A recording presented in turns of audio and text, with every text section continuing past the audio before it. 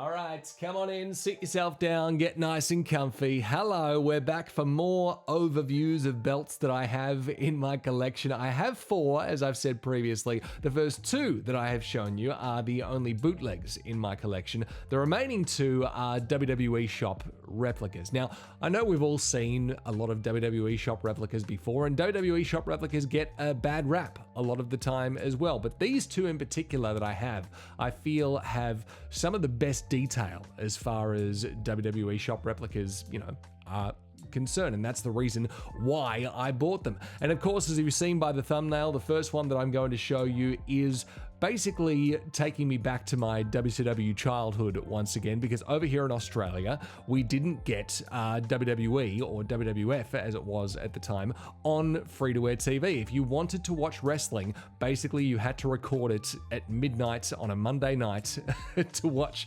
WCW Monday Night Nitro. And the belt that we're talking about today, of course, is this one right here, the WCW United States Heavyweight Wrestling Championship. This belt brings back a lot of memories from my childhood. The main people that I kind of, associate this belt with are Bill Goldberg, because it was the first championship that he won in WCW when I was watching back in the day, and Diamond Dallas Page, even though he only had one reign with the championship. When I think about this belt, they're the only 2 people that I see it around the waist of, Goldberg and DDP.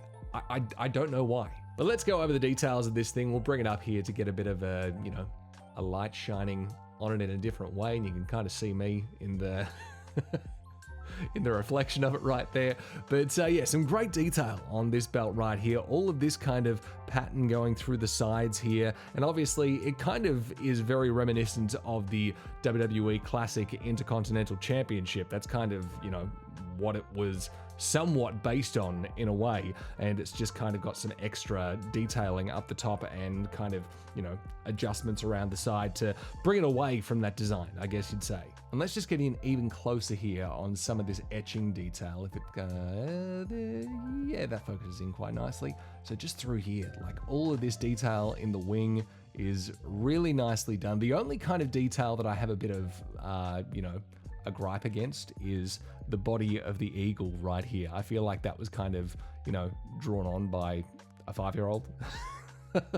But other than that, there's really no complaints about this belt, especially when you look at the depth of the banners here where the wording is. You can actually see that there's quite a bit of depth there for WWE Shop replica, which is quite nice to see. We'll move over to get a look at these side plates right here. World Championship Wrestling is written in there. You've got the wrestler in there, I think doing a pin or a submission or something. It's kind of hard to tell, and I always thought that it was hard to tell what's going on in this plate with the amount of detail in there. So it kind of all gets lost a little bit. I'm pretty sure it's like a roll-up pin that the figure is trying to do to their opponents in there. But yeah, that's my general gist of what I think is going on within that plate. But still some very nice detail for sure.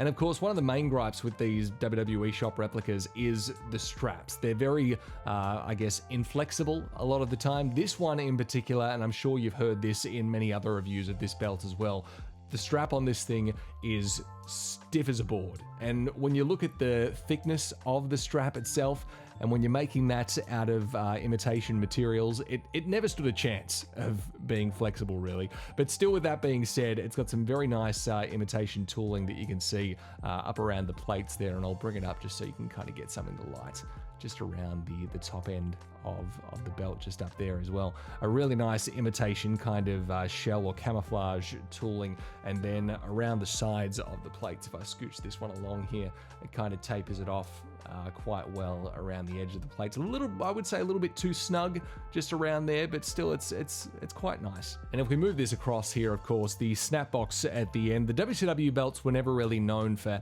having a lot of detail through the snap box. I mean, the Big Gold had zero snap box whatsoever. It was just, the snaps at each end of the strap, basically. But at least this one has, I guess, a, nice border around the snaps there to at least make a snap box, even though there is that detail, of course, that is lacking. And we'll scooch down to the other end, of course, the 2x5 end, which is very much the same. It just features that border around the edge. No tip on this belt, which there never was for this version, at least. I think maybe there might have been a tip on the 5-plate version that had the two bigger plates, or two smaller plates, sorry, either side of the main plate. But the one thing that I feel is a little bit weird about this one, so much open space right here. And if I remember correctly, for the original version of this belt, when it was being used on WCW television, there was actually a JMAR plate here, and obviously WWE Shop can't,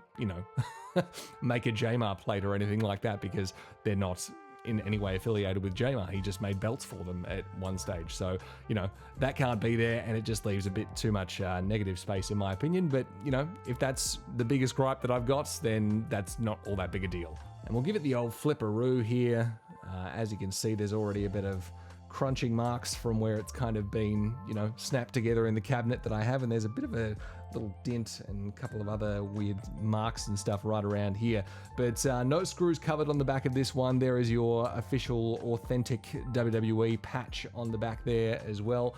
The snaps at this end, as you can see, aren't covered up in any way, and very heavily exposed ends of the snaps up here. It seems like they're protruding out quite a lot more than they usually would on any other belt that I've seen before, which is a little bit weird. But otherwise, it's your kind of standard backing for a WWE Shop replica, even though these days they've started to cover up a lot of the screws on the newer belts. But as I mentioned, one of the main reasons I bought this championship was because I was a WCW kid and really loved a lot of the designs from the WCW era when I was a kid and watching a lot of their shows. But also one of the reasons why I bought this belt is because eventually I want to teach myself how to re-leather some of these championships and actually put a real leather strap on this belt, which I think would look very nice because, the plates are fantastic. It's just the strap that's lacking. So if I can get a nice real leather strap on here,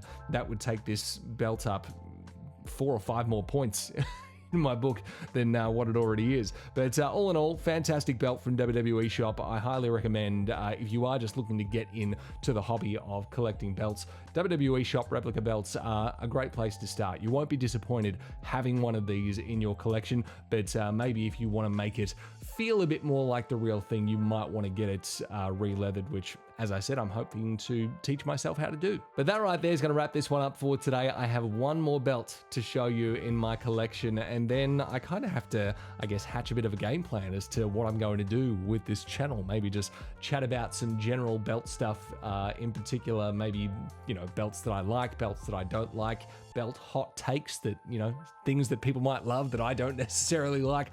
I don't know. We'll wait and see. But subscribe if you haven't done so already. Like the video if you enjoyed the content, and I'll catch you next time.